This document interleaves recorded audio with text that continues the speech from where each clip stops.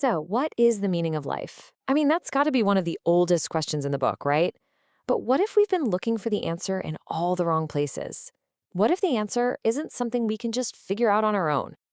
In this explainer, we are going to dive into a really fascinating and honestly pretty unexpected way of thinking about this whole thing. Let's just start with the biggest question of all. Does any of this actually have a point? Is there some kind of grand purpose to it all? Or are we all just here, kind of spinning on a rock in space? Now, you've probably heard the two standard answers to this. On one hand, you've got the idea that nope, there is no built-in meaning. It's all random. On the other hand, there's the popular idea that we create our own meaning, through our jobs, our families, our art. But we're going to explore a third path today, and it is very different. And to get our heads around this third path, we have to start somewhere a little weird. I want you to imagine for a second a philosophical debate happening inside a pigsty. Okay, so first up, we've got the old, jaded pig. This pig has seen it all, and from its perspective, life is just eat, sleep, roll in the mud, repeat. There's no grand plan. It's the ultimate pig nihilist. But then the boar chimes in, and he's like, whoa, hold on. What about mating? Isn't that meaningful? For him, the purpose of life is all about biology, about passing on your genes. It's a pretty powerful instinctual drive. And finally, you've got a little piglet. And for the piglet, meaning is simple. It's about joy, it's about connection, playing with its siblings. That feeling, right there, that's what makes life worth living. So you have these three totally different ideas about what life means, all coming from inside the pigsty. But here's the kicker. There's someone standing just outside the fence, listening to this whole debate, who knows they're all completely missing the point. The farmer. Yeah. See, from the farmer's point of view, their little debates are cute, but totally irrelevant. Their actual meaning, the entire reason they even exist, is to get fat, get slaughtered, and become bacon. It's a purpose defined entirely by a higher being, one they can't even begin to imagine. Okay, so that's a pretty stark idea. But does this rule only apply to living things?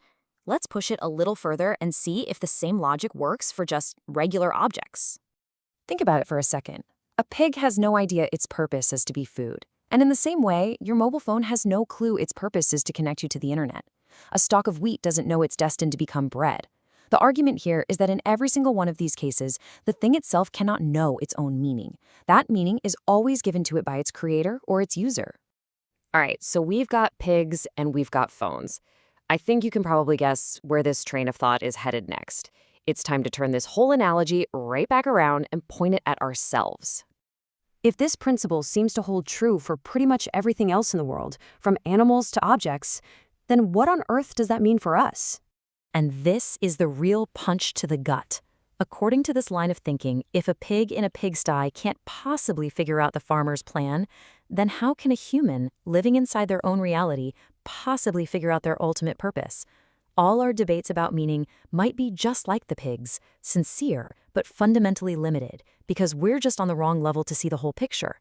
So if we actually buy into this idea, that we can't figure out our own meaning from down here on the ground, then what's the solution? Well, the only way to find it is to look for an outside view. We have to try and find a higher perspective. So what could these higher levels even look like? Well, let's go back to our pig. From its view, life is about play. From the farmer's view, the pig's life is about food.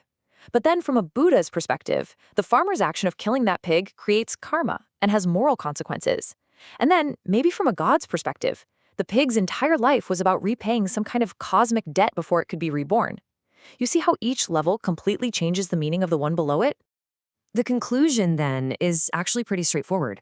If you want to know the purpose of an iPhone, you don't ask the iPhone, you ask the Apple engineer who designed it.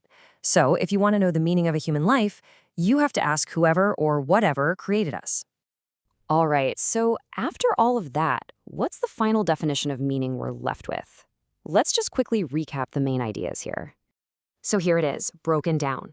First, a being can't really know its own purpose from the inside. Second, that purpose is always defined by a higher level of existence. Third, this isn't some special rule for pigs or phones. It applies across the board, even to us. And finally, the only path to truly understanding that meaning is to somehow get access to that higher point of view. And really, that just leaves us with the biggest question of all, doesn't it? If our meaning isn't something we just invent for ourselves, but something that we have to discover from a higher source, then who or what is our farmer? And that's the thought I'm going to leave you with. Thanks for checking out this explainer.